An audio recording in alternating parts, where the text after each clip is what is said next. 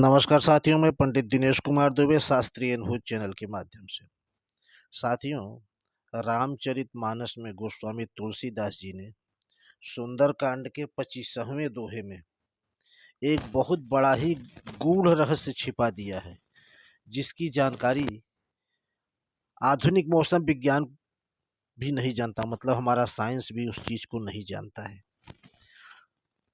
देखिए, जब हनुमान जी ने जब लंका में आग लगाई थी, आप लोगों को पता है उस समय 49 49 चले मरुत 49 प्रकार की हवाएं चलने लगी थी।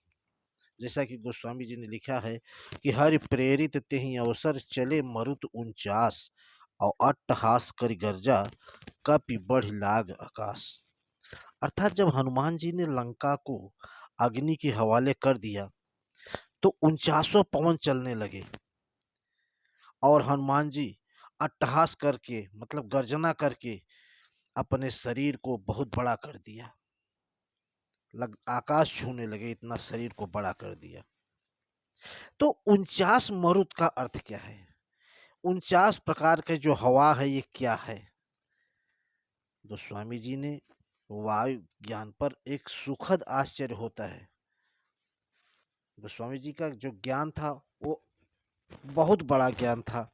आज के आधुनिक मौसम विज्ञान को इस सब चीजों की जानकारी नहीं है।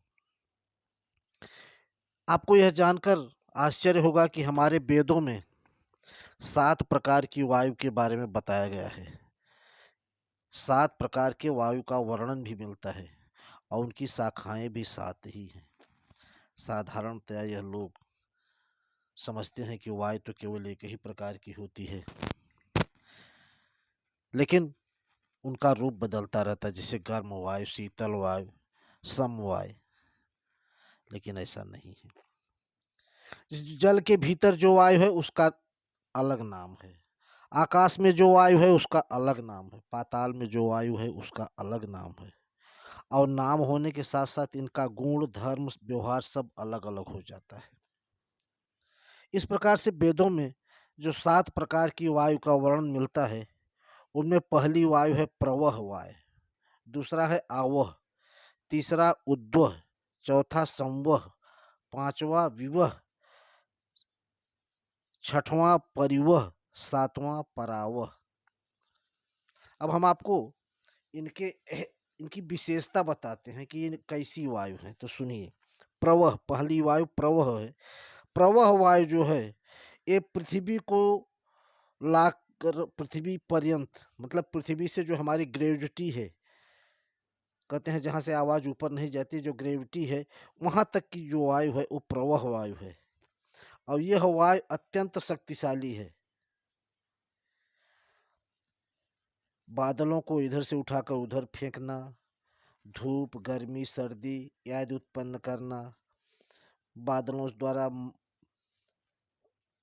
बरसात कराना पृथ्वी पर, ये सब जो चीजें हैं ये सब प्रवाह वायु के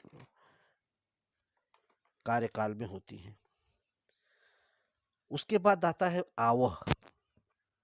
आवह वायु सूर्यमंडल में बंधी हुई है। सूर्यमंडल में ध्रुव के आबद्ध होने पर सूर्यमंडल में यह वायु जो है सूर्यमंडल को घुमाया जाता है।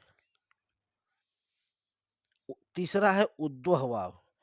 वायु की तीसरी शाखा उद्वह है, जो चंद्र लोक में प्रतिष्ठित की गई है और इसी के द्वारा ध्रुव से संबद्ध होकर हमारा चंद्रमंडल जो है घूमता रहता है, घुमाया जाता है, घूमता रहता है, जो भी समझ लीजिए।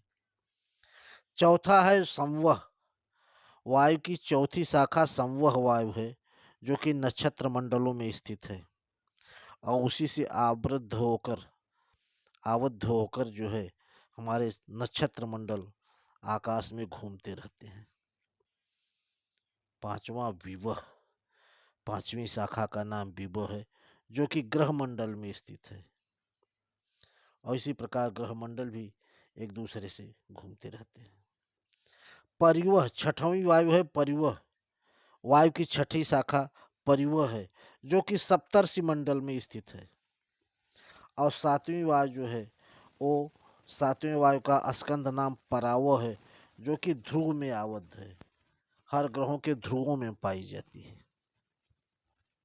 अच्छा, इन सातों वायुओं के साथ साथ गण भी हैं, उपगण, जो कि निम्न जगह विचरण करते हैं, जैसे ब्रह्मलोक, इंद्रलोक, अंतरिक्ष, भूलोक की पूर्व दिशा, भूलोक की पश्चिम दिशा, भूलोक की उत्तर दिशा और भूलोक की दक्षिण दिशा। इस तरीके से 7 वायु और 7 उपवायु, तो 7 जो है 7 गुणित 7 बराबर 49, 7 49 होता है। इस प्रकार से 49 मरुत हो जाते हैं। 7 गुणित 7 बराबर 49। ये 49 वायु जो है उस समय चली थी। कहते हैं कि पवन देव जो कि हवा के देवता माने जाते हैं, तो सृष्टि में जितनी भी वायु थी सारी वायु को खींचकर और लंका में प्रविष्ट करा दिए थे, और सब चारों तरफ से चलने लगी थी ताकि वहां की आग बुझे न। साथियों, ये रही आज की बात। आपको कैसी लगी आप लोग कमेंट करके जरूर बताइए। आज के लिए धन्यवाद। जय श्री राम।